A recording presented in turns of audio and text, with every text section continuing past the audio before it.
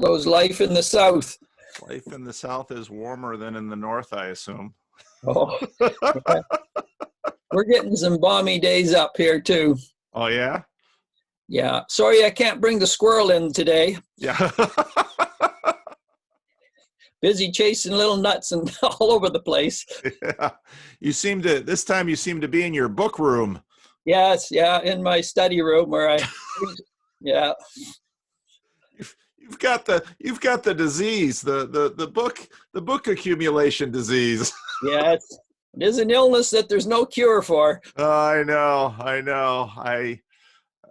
So when my father passed, I had to cleaned out some of his books, but my mother has the same disease, and it's like, boy, when they pass, what am I going to do with all those books? They weigh so much. Yeah. And, yeah, it's knowing when to purge, how to purge, what to keep, what not to keep, and we find 1,000 reasons for keeping when we should be purging. Yeah, that's right. I remember when my grandparents moved into a retirement community, my grandmother only allowed my grandfather one tiny little bookshelf, and all he had left finally was Bobbink and Kuiper in Dutch. That was it. Oh. Good Reformed heritage. That's right. All he had left, and grandma had no patience for anything. I'll get rid of these books. Oh, I see. Yeah. Well, what's life like for you as a professor? Are you doing Zoom classes, or what's going on at your work? Well, what I've been doing, they have the readings for the courses to do, and then what I'm doing, I'm taping lectures, and then they have to watch the lectures, about 10, 15 minutes, little micro lectures in that sense, and then I'm asking them to write small papers in response so that I know they understand some of the major ideas. Yeah, but it's been a little tricky making this transition, but I'm teaching other courses in May and June as well on Islamic tradition, upper level Christian tradition, then back to ideology and politics again. Okay. And the assumption is that May and June will all be online as well?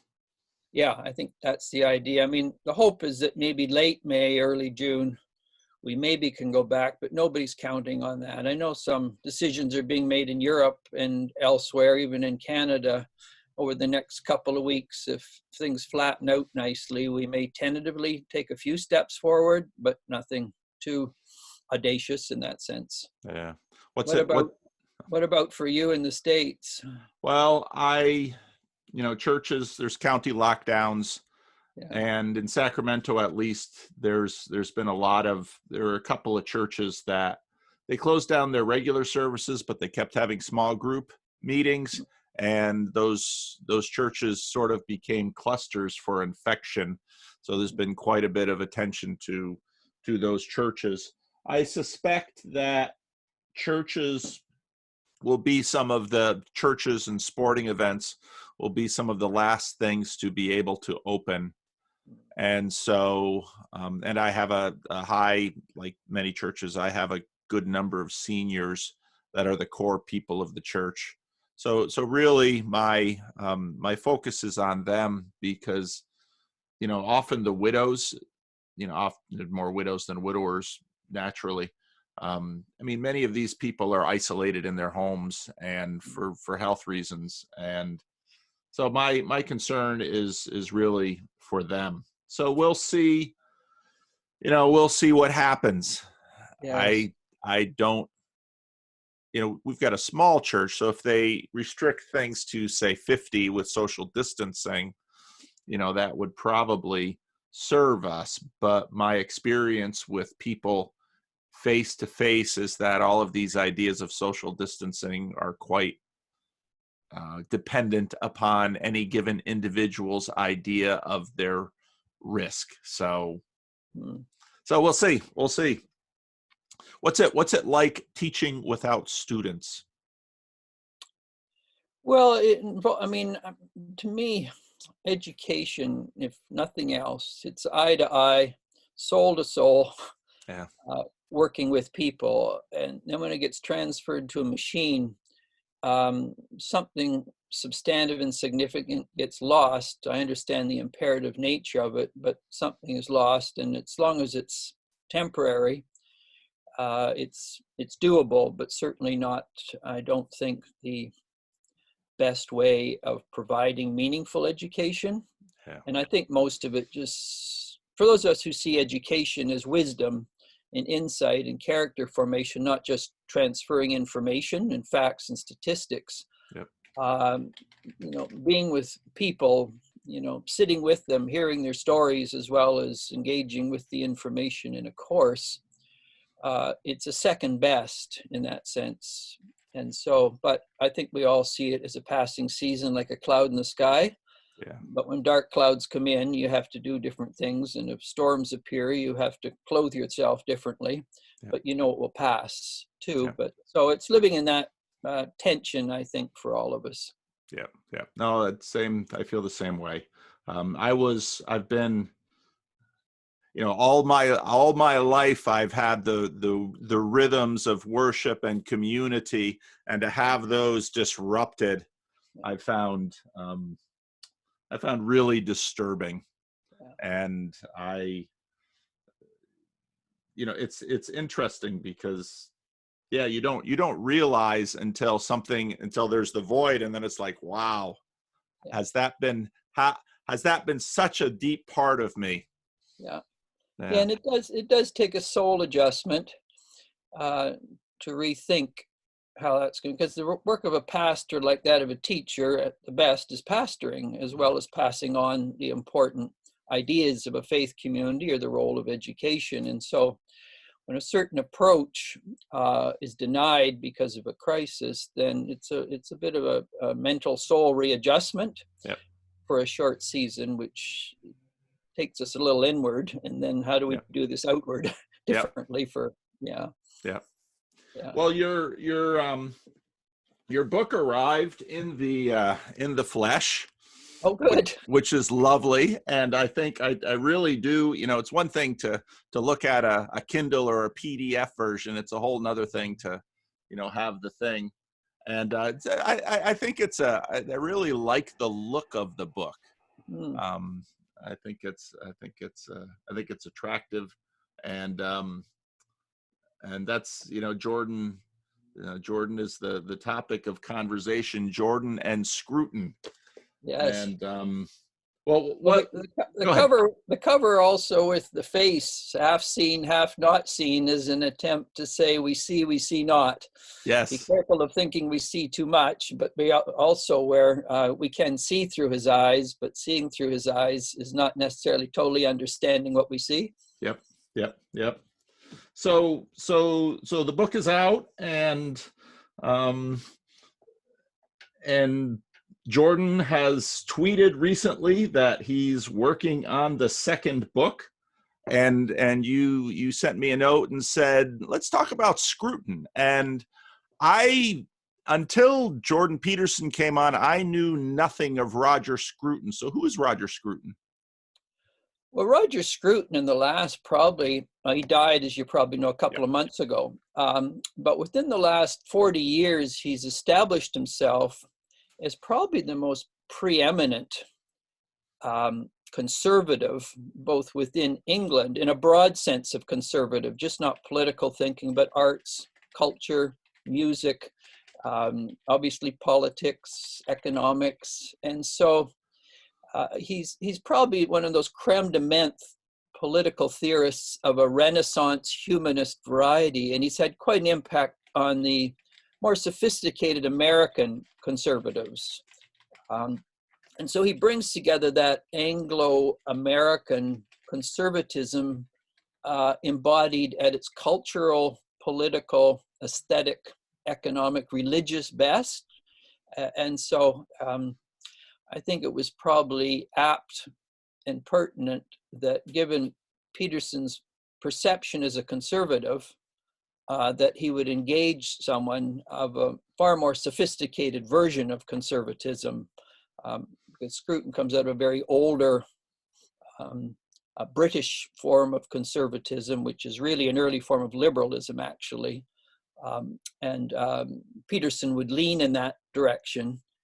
Also, one comes out of a more psychological, philosophical, the other much more deeply rooted religious, political, aesthetic, artistic tradition, the role of music in the arts.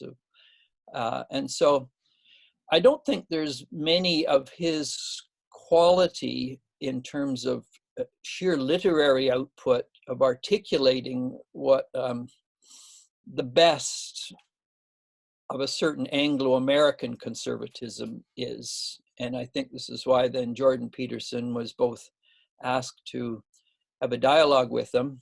And then I think I sent you the article too, that it's the first article that's actually comparing Peterson to Scruton.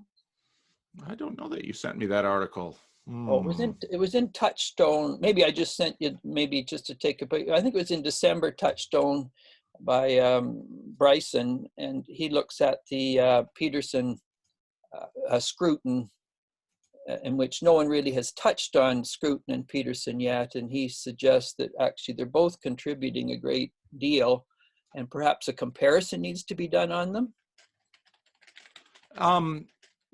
Could you give a little summary of the article and what you found important about it? I'm going to look it up so that I can link to it. Yeah, so it's, I believe it came out in December 2019. Is it coming up on your computer there in Touchstone? Yeah, so what he's done is essentially says, you know, many people obviously within the English context, if they lean in a conservative direction, would know Roger Scruton. He's taught at the major universities. He's engaged in challenging certain forms of secularism.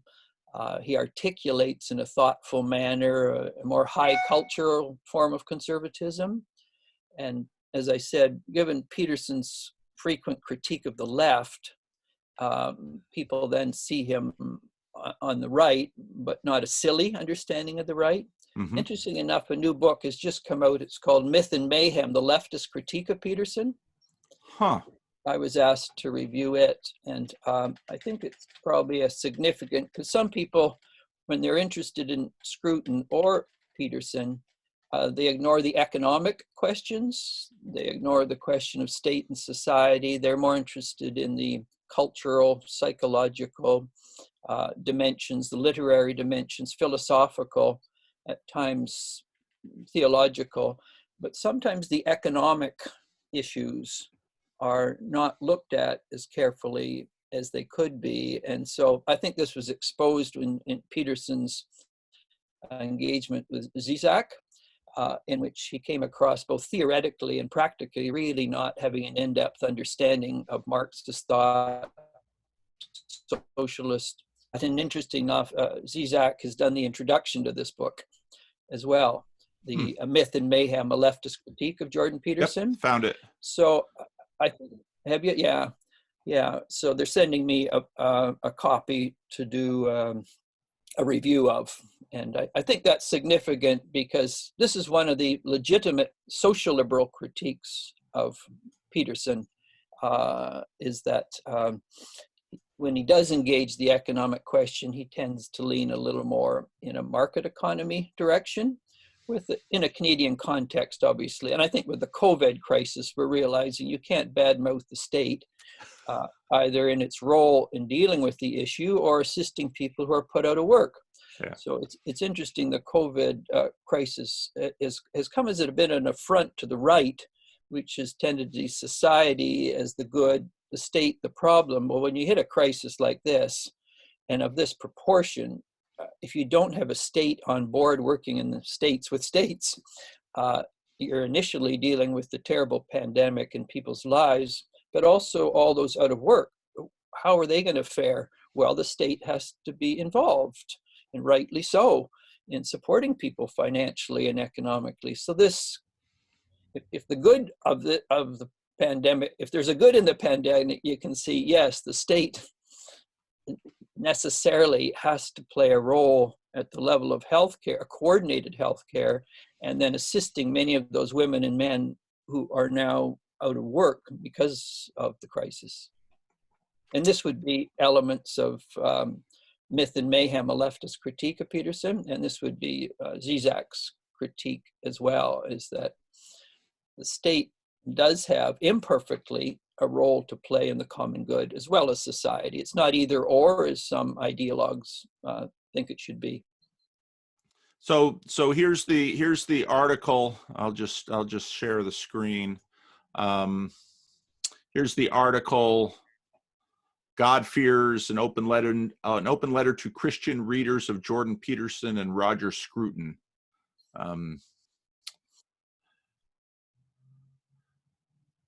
I haven't had a chance to read this, and I didn't see it. Taking religion seriously.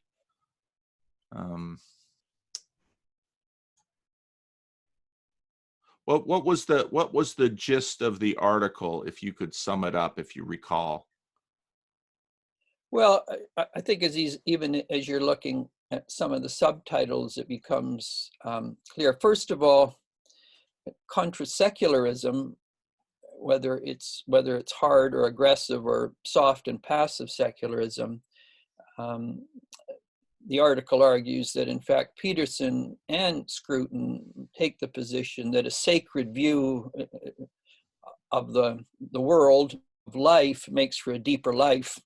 Purely secularism shrinks reality, and in that sense, the secular then becomes the sacred for many. So the finite becomes the new God, what T.S. Eliot would call strange gods.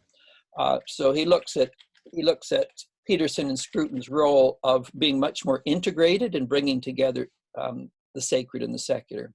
Yeah. Secondly, he looks at how both have been caricatured from people who don't understand what both Scruton is up to and trying to articulate in terms of a full-bodied understanding of the good life that includes the secular and the sacred, and so is Peterson in that sense as well. So they're trying to reclaim or re-enchant the world again in that sense, versus the way it's been disenchanted. And calling for a much more honest read of Scruton and Peterson rather than caricatures or simplistic dismissals, either from the right or the left. So it's a plea to actually people do their homework before they criticize, rather than creating caricatures and critiquing the straw person in that process. And it's the first article that has really, I mean, I've done articles, well, I've done the book, as you know, on Peterson. I was invited to did a symposium 2 years ago on Roger Scruton, and I haven't done something on the two of them. So this book by James Bryson does that, and does it, I think, in a nice key in the ignition way in that sense, and it invites people who don't know Scruton to say, well, here's a portal they can get in. If you're reading Peterson, well, Peterson and Scruton, there's something that perhaps they're walking on the same pathway in some ways. I think Scruton is more developed in his understanding of this. He's spent, given where he's coming from culturally, the history of England, what it's got, the resources he draws from, and his own commitment vocationally to think through this. He's far more prolific in understanding a much more, as I mentioned, Renaissance humanism in terms of conservatism. Peterson would certainly point that direction, and but Scruton's developed the thinking much more. He's more sophisticated in understanding that, and it's too bad he was diagnosed with cancer and died fairly quick as a result of that. But yeah. His line and lineage will certainly continue. Yeah. Now you mentioned, and I'll have to plead completely ignorance of English and Canadian politics. You mentioned the Tories. Now, as an American, when I hear Tories, I think the American Revolutionary War, because that's the only context in which they come up in our insulated state here. But you mentioned a connection between the two. So what's that about? Well, that symposium I was on, actually a book came out of it on Roger Scruton. I looked at the differences between Anglo-American conservatism and Anglo-Canadian Toryism, and they're very different, and some people confuse Toryism with conservatism. And Scruton, like Peterson in a little different way, within that tradition of Anglo-American conservatism, you have the role, a certain suspicion of the state. I mean, you look at, say, John Locke, Second Treatise of Government, Wealth of Nations, David Hume, we can go on and on with that. But the notion when it comes to economics, for example, you should have a free market, lighter state, lighter taxes, more power to the individual, and the state only exists for two big reasons, usually to deal with crime from within, so a lot of funding for policing, and attacks from without, hence strong military to protect yourself. Other than that, when it comes to things like education, healthcare, and culture, this is more up to the individual to provide and make sense of, or communities, or society, or voluntary sectors, and something like that. And a lot of the founding of the United States, more or less, was based on Tom Paine and people like this who wanted to break from historic religion and historic state because they saw it as oppressive, limiting their freedom, their liberty, and they saw the founding of the United States, whether the Pilgrims or others, as a new Jerusalem, a new start in which they could think through religion, politics, economics, community in a different way. And so that Anglo-American tradition has a certain wariness of the state on a whole range of levels because of a certain experience. And so this weaning from the English tradition was an attempt to using our liberty and freedom to build something new from the grassroots up, whether it was religious elements of your own Dutch tradition would be a part of that, as well as a whole range of other groups, Mennonites, and you name them. Whereas the Anglo-Canadian tradition, Canada never cut the umbilical cord with England in the same way the United States was. We remain very connected, and because of that, the two dominant forms of religion in Canada initially were Roman Catholic and Anglican, whereas the United States, those were seen as the problem, essentially. And then we also had a high view of the state and the role of the state in providing for the common weal and higher taxes, so that things like education eventually, and healthcare, and national broadcasting systems like the BBC, CBC in Canada, and a variety of other things could be maintained so that the common good of a people could be, and we were all responsible via the state and society for providing the common good. And that's a Tory tradition which we drew from going back to earlier than Richard Hooker in the 16th century. You get the Caroline Divines, you get Jonathan Swift, you get the great high romantics of England, Coleridge and Southey and Wordsworth. It's also, these people are at the forefront of ecological issues long before ecological issues, became prominent. So you read, for example, Robert Southey's work, seen as a high Tory, and it's Robert Nisbet, a great American book he did on conservatism. He said, you read Southey, for example, it's left of communism, and this is Toryism. And so Canada inherited that. So our great thinkers in Canada from our Confederation, 1867, MacDonald and all, who was a contemporary of Disraeli. You read Disraeli's works, he's very impacted by the high romantics in terms of the organic common weal and the connection between past, present, and future, our responsibility to pass on those goods via society and the state. And so the Anglo-Canadian tradition is very different in what it's trying to conserve. We are conserving different traditions, and one goes much older than Locke and Tom Paine and David Hume and Adam Smith. We're conserving something much older than that. And so when you get Roger Scruton, for example, he's seen as a conservative, but he's essentially conserving the work of John Locke and Adam Smith and Edmund Burke, and because Burke and Smith were very good friends, and people think Burke is on old conservatism. Smith is market economy, wealth of nations, but in fact both were pre-American Revolution. They were very much for it, very much for the role of the entrepreneur, a certain suspicion of the state. And so there's this whole tradition in the States that is conservative, but of a Burkean, Lockean, Smithian, more anarchist Tom Paine, which doesn't exist in Canada.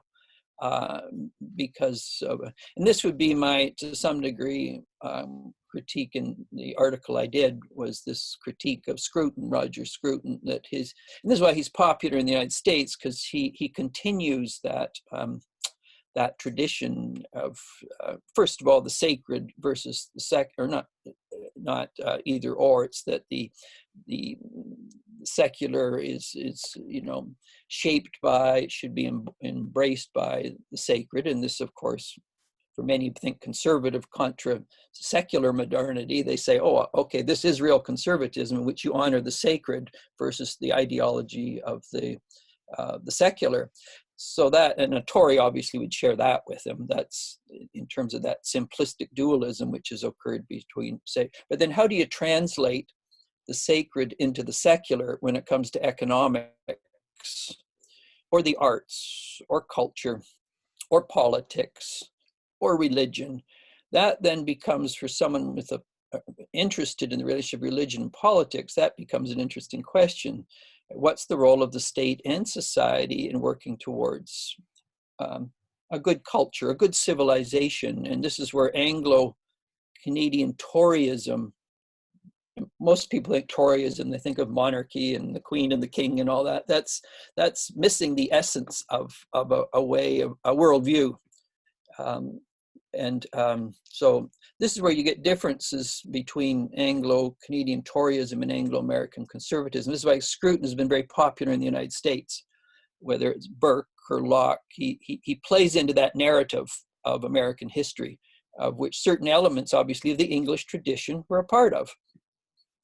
Well, and it's that was very, very helpful to me, because that just upped the resolution on a whole bunch of history for me, and also I think explains some of the interesting dynamics of Peterson's popularity in the States as well. Now, for me, so right now in my own denomination, we just had our executive director resign over issues regarding binationality. So the Christian Reformed, you're in the Fraser Valley, there are many places in the United States and Canada where no one will have any understanding what the Christian Reformed Church is, but Fraser Valley, Abbotsford, there are plenty of Christian Reformed churches around. You'll bump into Christian Reformed students in your university. Same for Toronto.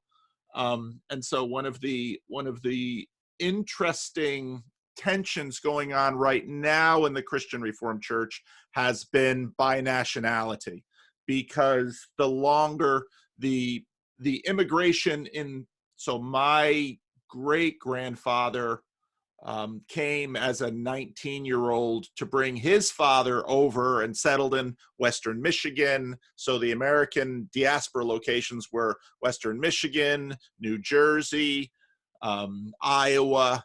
And then after the Second World War, you had another wave of Dutch immigration, much of which went to Canada, California, but obviously the Hollanders leaving the Netherlands in the late 1940s, early 1950s were very different individuals than a lot of the Frisian and rural individuals and Jews like my own family who left towards the end of the 19th century. And now they all, in the Christian Reformed world, the Christian Reformed Church kind of became a place for Dutch immigrants. But now with 50, 75 years of soaking in the juices of either the United States or Canada, some of those forces are differentiating. And it's been interesting watching the reaction. I mean, I've obviously,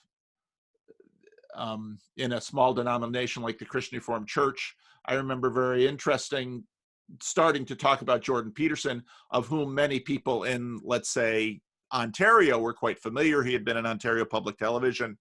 A lot of Canadians saying, why would you listen to that guy? Because he was just sort of that guy on Ontario Public Television.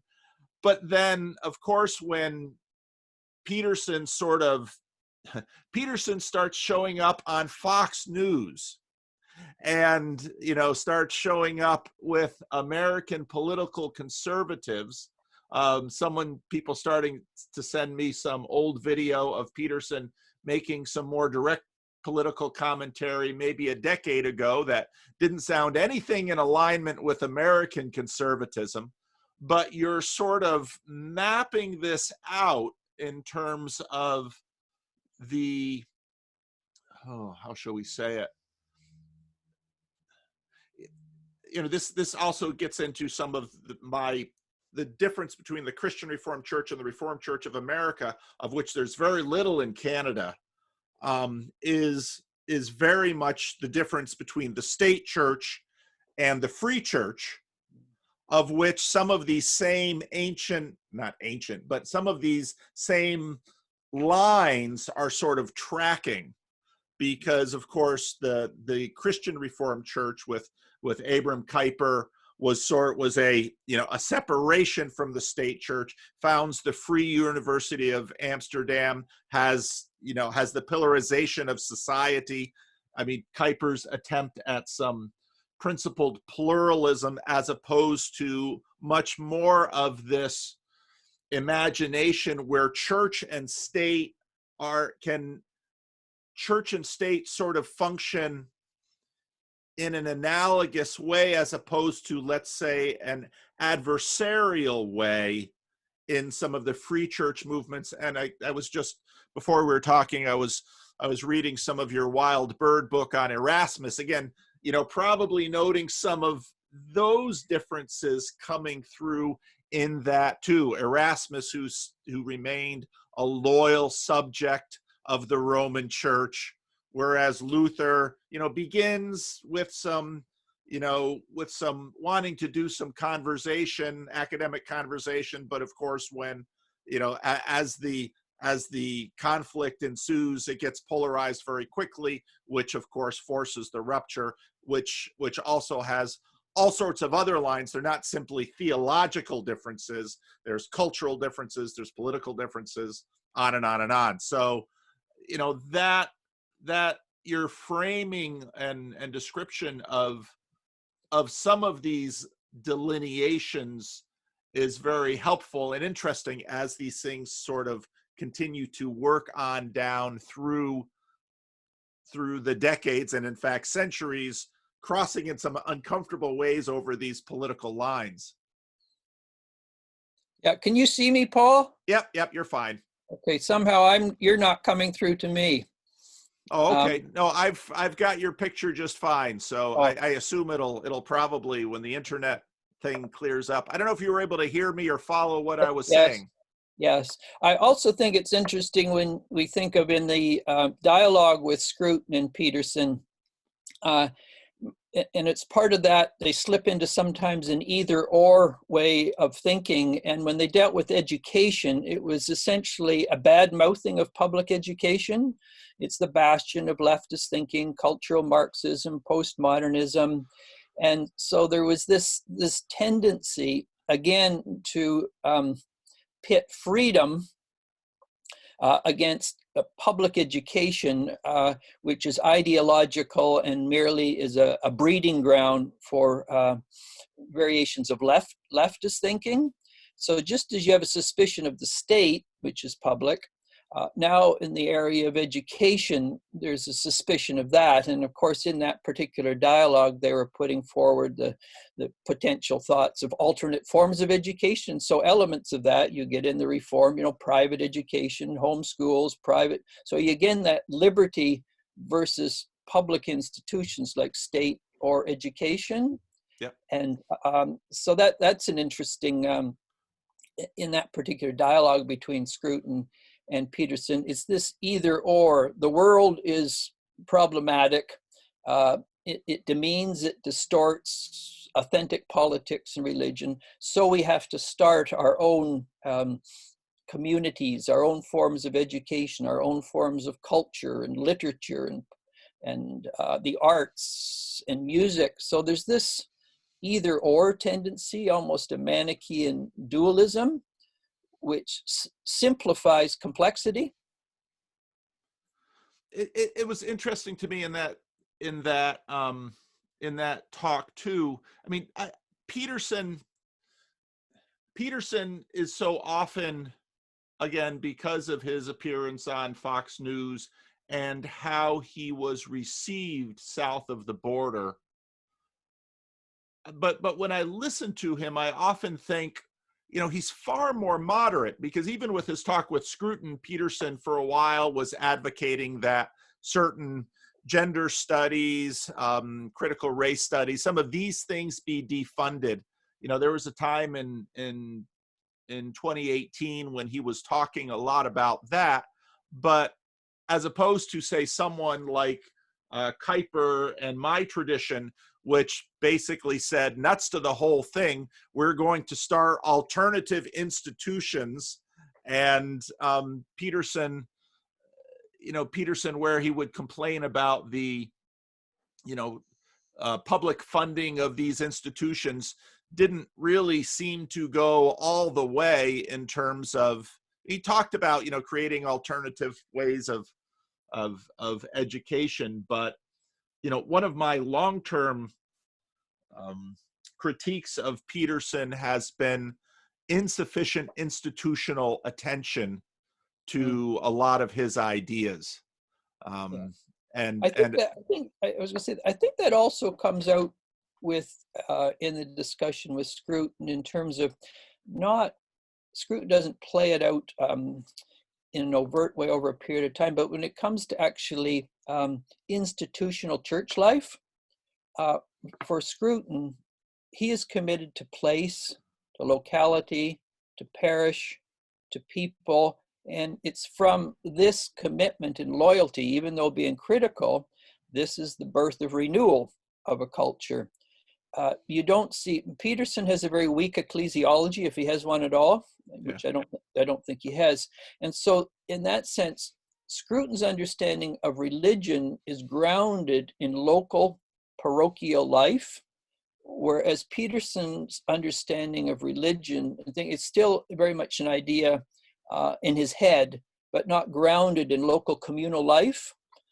And in that sense, Scruton is more deeply conservative, in a sort of a liberal conservative sense. He still believes in the parish, community, the people, place, time, whereas Peterson is not connected at all to local communities, and of course flying all over the place and grappling with, I mean, that's important, but it's also part of conserving,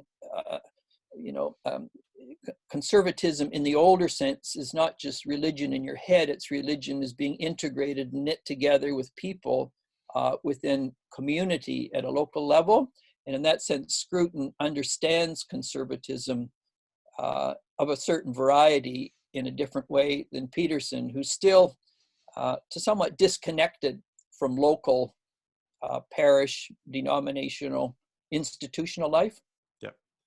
Well, and I would think this perhaps explains a bit about Peterson's inability to land, as it were, with a community, or even to form one. He can't be divorced from the state, because or from politics, because in a sense that's all he has, as opposed to, again, looking at my heritage in the free church, free university, the Dutch Reformed, and I won't say anti-state, but pushing against the state opposition, tended to found their own separate institutions.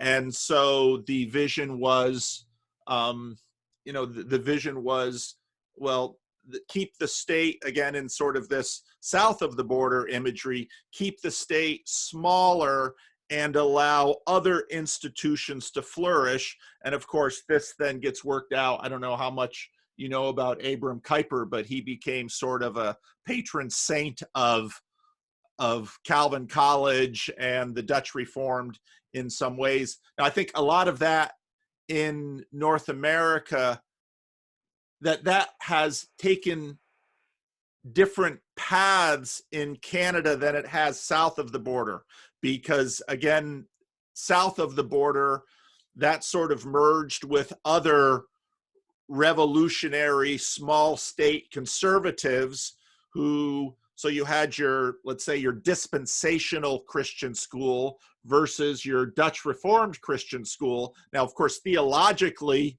the Dutch Reformed would look at the dispensational with horror, but as theological self-understanding diminishes, the political conservatism tends to come together. Whereas the Kuyperians who go to Canada, I think in some ways have lost some of their anti-state ethos and had their institutions more in alignment with states. And so when I look at some of the chatter and some of the conflicts between Canadian pastors, you see these historical tensions sort of working their way through. But I think as you mentioned, it becomes quite significant that Jordan, whereas he's theoretically fascinated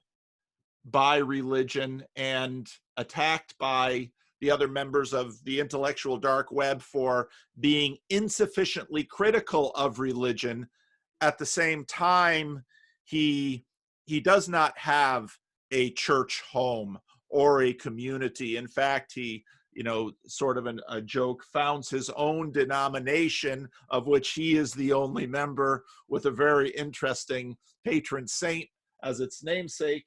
And then that, but what's been fascinating to me is how it was actually a debunking atheist YouTuber that has, probably paid as much attention to Jordan Peterson as I have, noted how he never really sort of brings people to the edge of Christianity, but it's always people who take the next step. And then for the most part, that next step for many people has been the Orthodox Church, which is, again, fundamentally a fascinating choice. Yeah, and actually, there were 3 people in the book that we did on Peterson from the Orthodox tradition that were going to contribute, and then it just got to be too much for them at the end. And so, yeah, there's definitely this, the dilemma for me of the Orthodox tradition in North America, because some of these people who get drawn to orthodoxy, they themselves have come from some sort of a fundamentalist or conservative evangelical background in which we know what's right, we know what's wrong, the world out there is nasty, our little enclave is right. And so when they go to orthodoxy, it's just another form of fundamentalism with tradition. It's that we're the true church historically. So in terms of worldview, the content of the worldview has changed. The structure of the worldview is still simple black and white, and that the Orthodox tradition maintains the truth of the historic church as embodied in the patristic era, and particularly the Eastern version of it, of the fathers of the, and so it's still that mindset of we know what's right, what's true. And this is sort of a form of neo-Puritanism or Gnosticism, as Eric Fogelin would use the word. Or well, there'll be comments from you using that word, Ron. Gnosticism or Puritanism. Well, I mean, underneath it is words like "we're the pure ones." Yeah. If you differ with us, then it proves you probably don't understand either religious or political or cultural reality.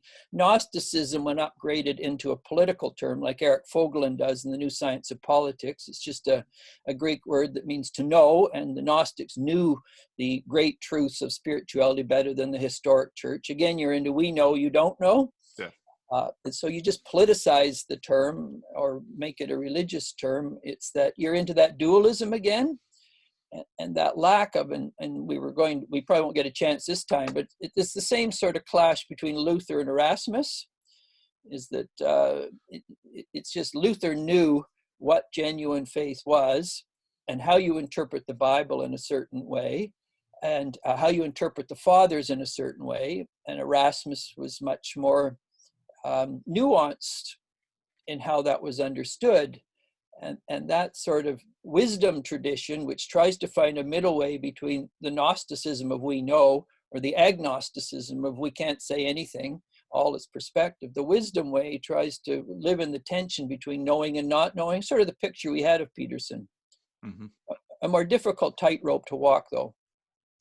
I've been having some conversations with a Roman Catholic diocese theologian out of Regina, who has written this book, Transubstantiation, and it got sent to me.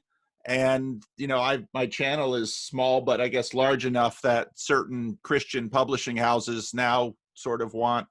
But Brett, this is a fascinating book, and I think you might enjoy it because what Brett really tries to do is argue that in some ways Luther and Calvin misunderstood Aquinas. And anyway, you might want to check that out. No, and I very much where this conversation is going very much sort of lands back with Erasmus and Luther, and your recommendation to me a number of months ago of Fatal Discord, which I read with relish. I thought it was I don't know if you're using it as a textbook for any of your classes, but I thought for me it was one of the best. It was one of the best books I had read on that period, and really helped flesh out that period for me. I, like many. So if you get an education in the Christian Reformed Church through your Christian day schools and then high school and then Calvin College and Calvin Seminary, there's a particular take on the Reformation that you would imagine from a tradition like this. These are our people. These are our saints. They made the right decisions. Our institutions are based on these things. And so I thought Fatal Discord was tremendously helpful in fleshing out some of this. Now, at the beginning of your book, Wild Bird, you made the point that the English, some of the English Reformation lights were insufficiently appreciated. That that in a sense the antagonists like Luther, those who broke were they in some ways are overshadowing the more Irenic individuals. Now this gets interesting though when it comes again to institutions, because I really appreciate what you said about, it's probably going to get me in trouble, but about the Orthodox, because part of my fascination with when the Orthodox Church moves to America, you have immigrants from Eastern Europe, from Greece. I had a very interesting conversation with an individual who was worshiping in a Christian Reformed church in my area who grew up Greek Orthodox. And then you see this dynamic where I find people coming. Oh, can you hear me? Can you hear me? Karen? I think it's just your internet. I think it's just your internet, Ron. It should come back. Okay. Are you back? Yeah. Okay. Okay. The Orthodox Church comes to America via these immigrant groups, and of course, I have some association with that because the immigrant roots of my church are still very fresh. The children of immigrants are bored, and the new folks coming out of Jordan Peterson are fascinated. But here again, the role of institutions plays into it, because the refugees of various evangelical and dispensational groups, what they love about the Orthodox is that here is our institution. It's older than your state. And that then sets up, interestingly, again, a dynamic of the Orthodox will never be a state church in North America. And so you have this new renaissance of Orthodoxy, ironically, like many of the other immigrant churches had a renaissance when they came to land without an established church. And so again, I think what you laid out for me earlier in this has been very helpful.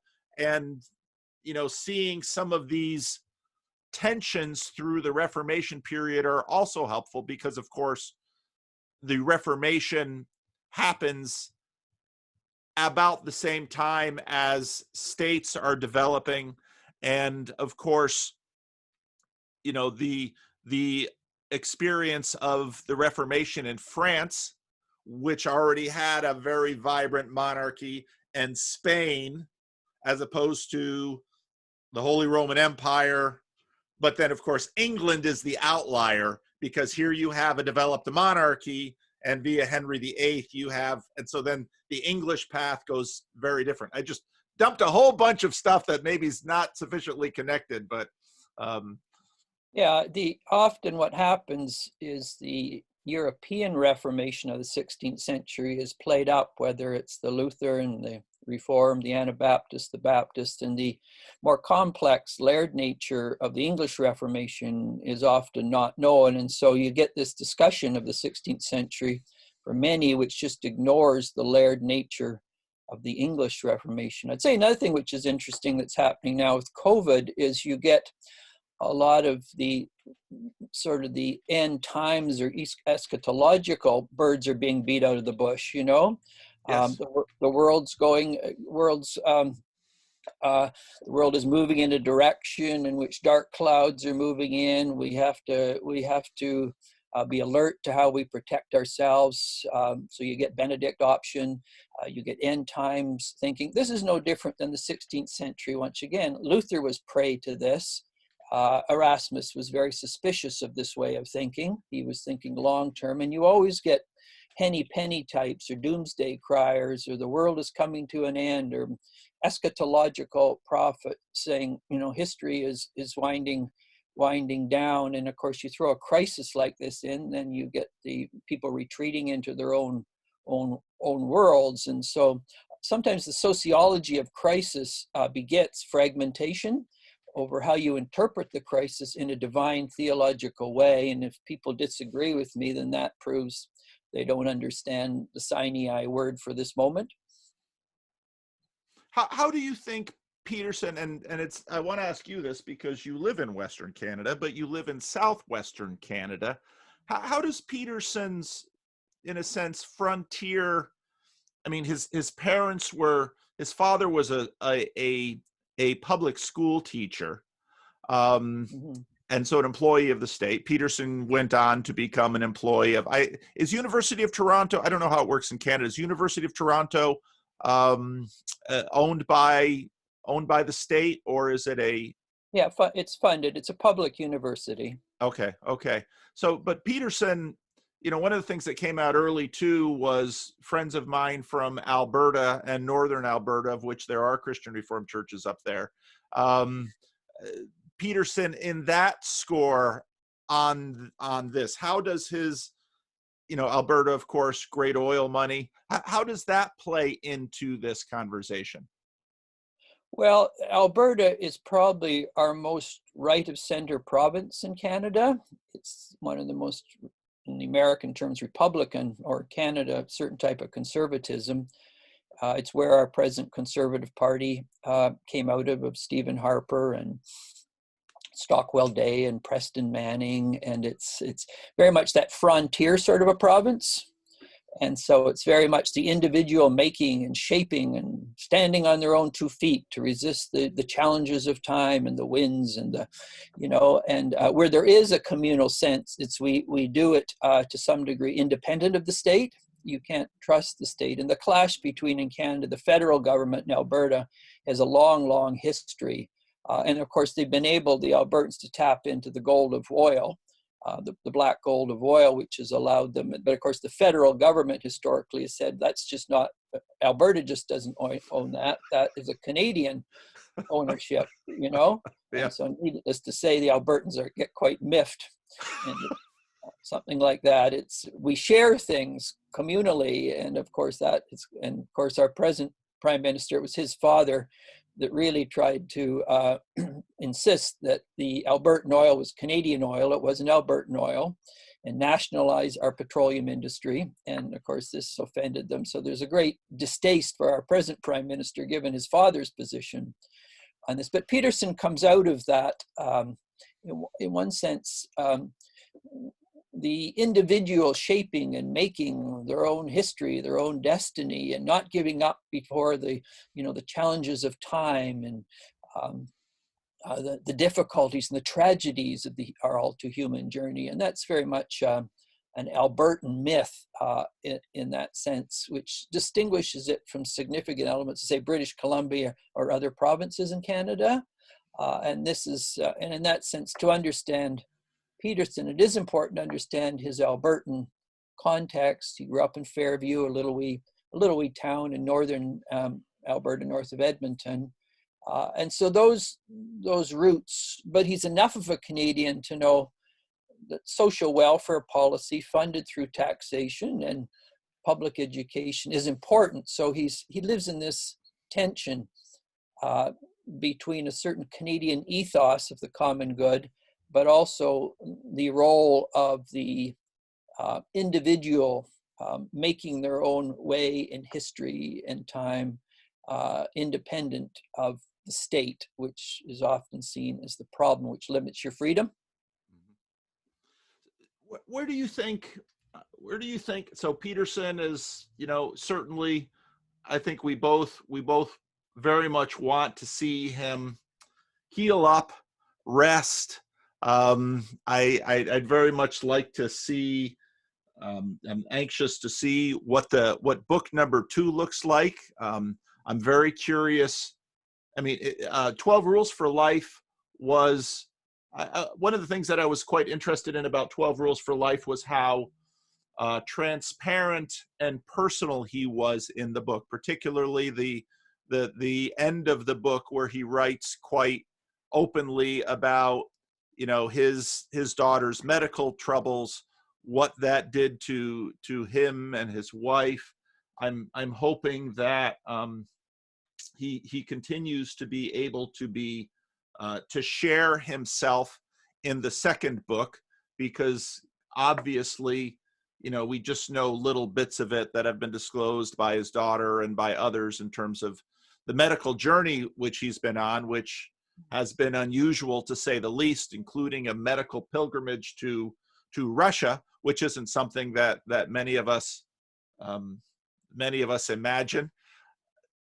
It will be interesting, but it'll be interesting to see if there is a second wave for Jordan, partly because I think the first wave, which I sort of mark from C16 to summer of 2019, first wave has to be understood very much in terms of Trump presidency. And I mean, that entire, I mean, especially in terms of understanding Jordan south of the border. Now we have a pandemic, as you said rightly. Even the most ardent free marketers become absolute socialists in demanding that the American government pull out the credit card and quickly put $2 trillion and counting on the national bill, and, flood, keep individuals and institutions up during this time of crisis. I don't think any of us have any clear idea what post-pandemic America or Canada looks like, or how long this period will be, both medically and economically. So it will be very interesting to see what Jordan's next book looks like and the world in which this book will be received, because I think for wave number one of Jordan, the man and the moment found each other, and that created the response that we saw. Any thoughts on looking forward? Well, yeah, I think historic moments will often cross the paths with ideology, and where ideology has to be rethought given a historic moment. And the historic moment we're facing is obviously the COVID-19. And so this raises the question for even any minimally thoughtful person is, how are we to work through this publicly via the state and society, rather than bad-mouthing the state and or seeing it as the problem, or public education as the problem, or not being connected to any religious community in any meaningful sense. So both the issue of the pandemic and then the economic ripple effect from that pandemic is going to, I think, raise an interesting challenge for Peterson in terms of how do you articulate how community, both in the health way and the economic way, comes together to support one another over the next few years. It's not up to because there is in Peterson this element of individualism, the sovereignty of the individual. He realizes it's not just the individual versus community, but if the individuals don't keep their own house in order, then you can't just say community is going to do it for you. On the other hand, community via the state and society have to work together in crisis situations. So, I mean, he did his BA in political science. He has tended historically, when he thinks left, he takes worst case stories.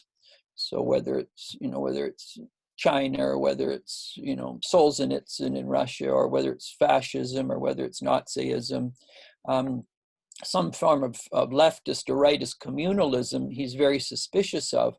But there's a healthy form of statist communalism as well. And I think this crisis, if he's going to grapple with that, beyond just the sovereignty of the individual, but the role of the individual in an organic sense with the larger community, I mean, that for him could up the level of his understanding in terms of individual, state, community, and how these work together for the common good. And I think most Republicans in the States, conservatives in Canada, are recognizing very clearly you can't demean the state in a crisis like this. So whether it's, our health federally and provincially funded by the state, politics funded by the state, these are all something that we have to work together to work through this. So I would think if he ventures forth into more political thinking in terms of state society, I think this will probably be his next challenge. Well, it'll be interesting to see. Have you seen Ross Douthat's book, The Decadent Society? No, I haven't seen that. Is it good? Or yeah, it's very good. It for at least for me, Douthat was able to appropriate the word decadence to highlight a dynamic of our time, and especially in a period where, I mean, we mentioned sort of an apocalyptic end of the world. I mean, the left has its own version of apocalypticism today. Environmental degradation, on and on. and so individuals like Eric Weinstein, Brett and Eric Weinstein, Brett, of course, coined this term, or Eric coined the term, the IDW. Eric and Brett have sort of continued in their way as sort of the left wing of the IDW, but also their apocalyptic vision that, and of course, because they're more on the left, dramatic state action needs to be taken in order to forestall, the coming apocalypse. Where did I get there from Peterson? So Douthit comes along and says, perhaps it's not necessarily an apocalyptic vision. Perhaps there's this decadence that we're in, which is just basically a long, slow decline. It's been very interesting.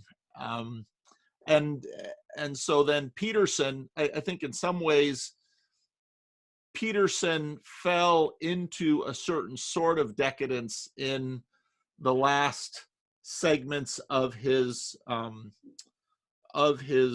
wave, where the book tour, if you listen to the lectures, these, he had this massive book tour, 165 cities, speaking off the cuff every night to a different crowd, sort of masked as a book tour, but it's really sort of ongoing thing, but not a lot of new or interesting things coming out of those talks. It tended to be the same themes that he had put out there.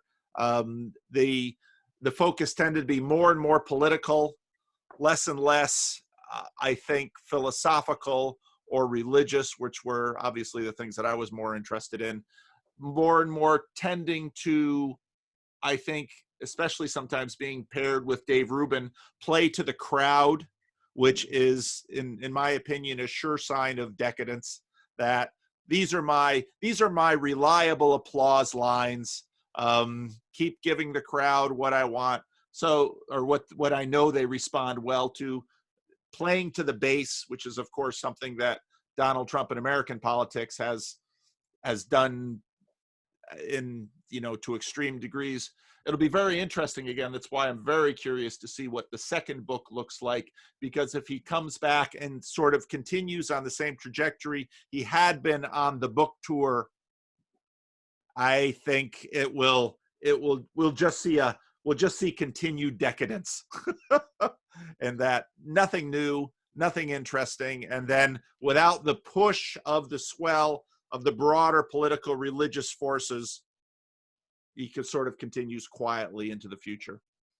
Yeah, and there's different ways of obviously defining decadence. The left will define it in certain ways. The right will define it in certain ways. I've just, as you know, finished teaching Augustine's great work, The City of God, 22 books. And of course, Augustine is grappling with the decadence of late Roman culture and civilization. Yep.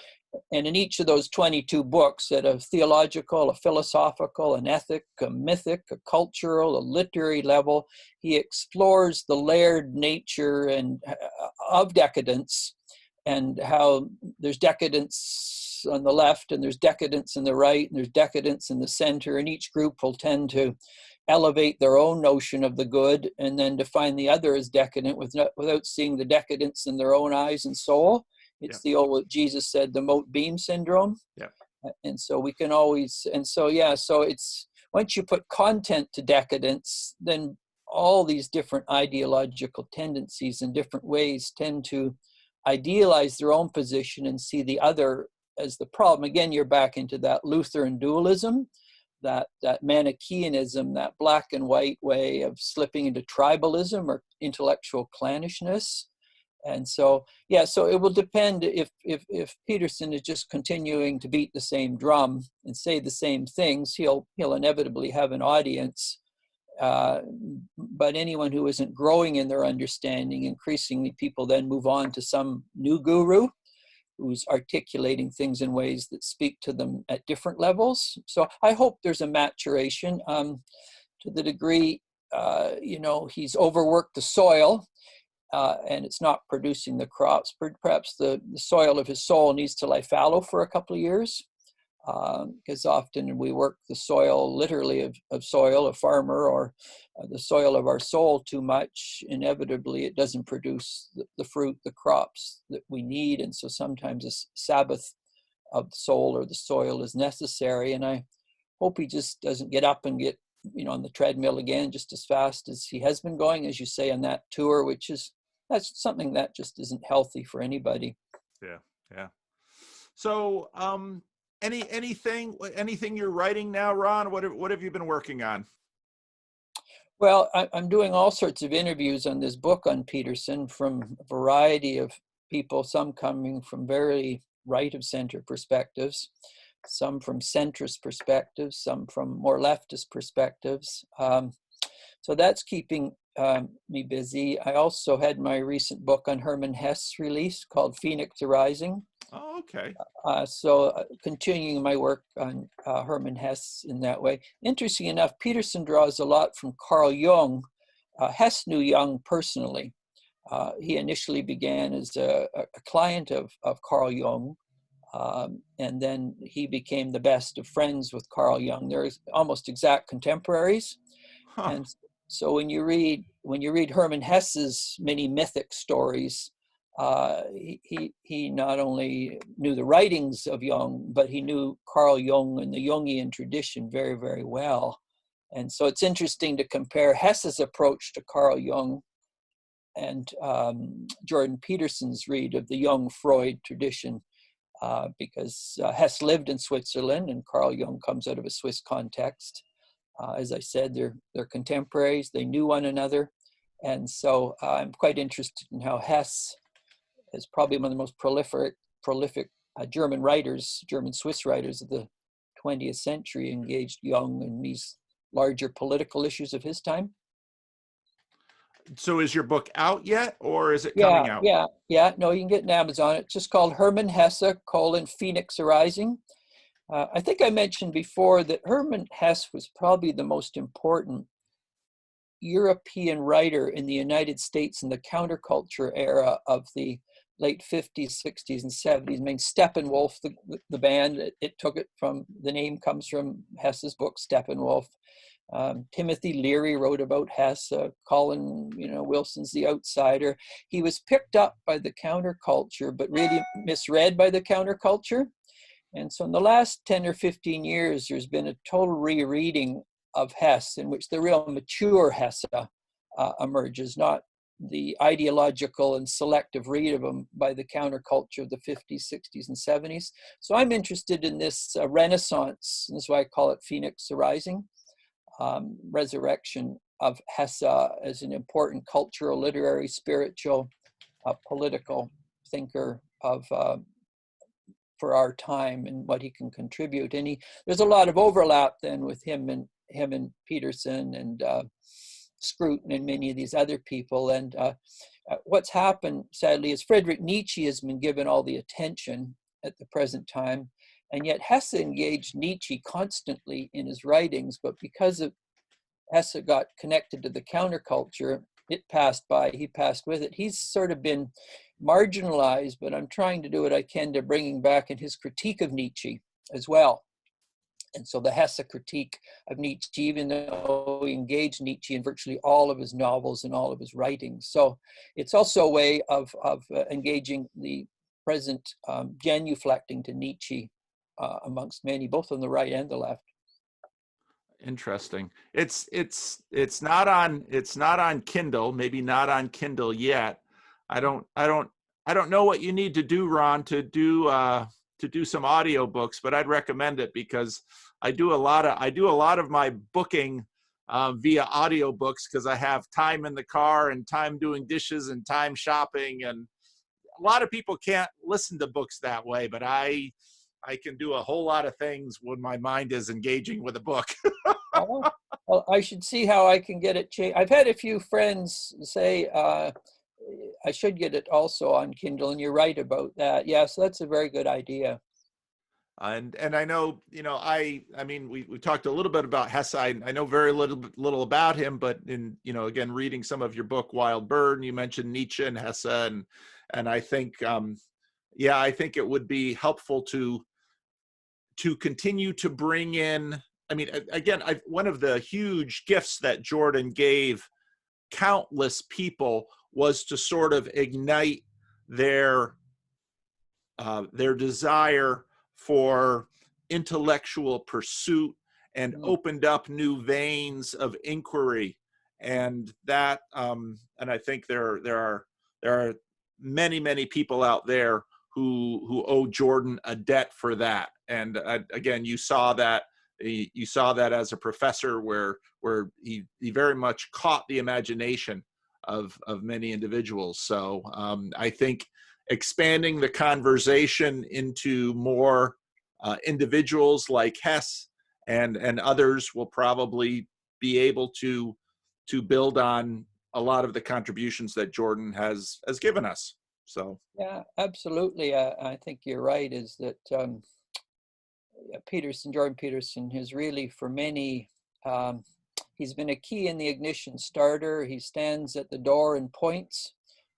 He not only points, but some of the work he's even done on Nietzsche is quite commendable, where he'll take paragraphs in some of the key Nietzschean works, and Carl Jung and Dostoevsky and some of these, Kierkegaard, some of these key thinkers, Solzhenitsyn, and I think it's awakened people who are, they're sensitive, but they're wanting some meaningful pointers on their soul journey. He's given them that, and that is, highly commendable. Yeah. Well, thank you again, Ron. I always enjoy my conversations with you. I come away just learning a ton. You're a wonderful teacher, and you just continue to open up new horizons for me. Oh, well, thank you. And I don't know what happened to my screen. It just said Zoom, but you've got all the picture, do you? I've got all the picture. Everything has come through quite well. And so no, I'll post this tomorrow on the channel. Okay, send it through, and you do, and I'll send it to others as well. Wonderful. Thank you, Ron. Take care. Have a good day. Yep. You too. Bye-bye.